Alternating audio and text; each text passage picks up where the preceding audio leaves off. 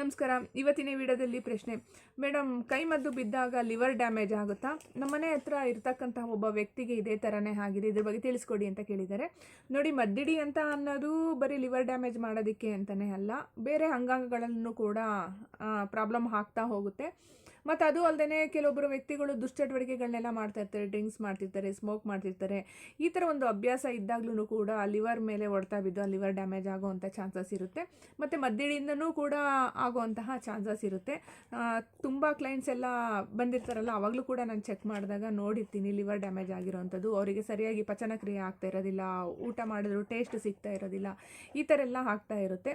ಆದರೂ ಮೆಡಿಕಲ್ ಫೀಲ್ಡಲ್ಲಿ ಏನು ಸಿಗುತ್ತೋ ಆ ಟಾನಿಕ್ ಅದು ಇದೆಲ್ಲದನ್ನು ತೊಗೊಂಡಿರ್ತಾರೆ.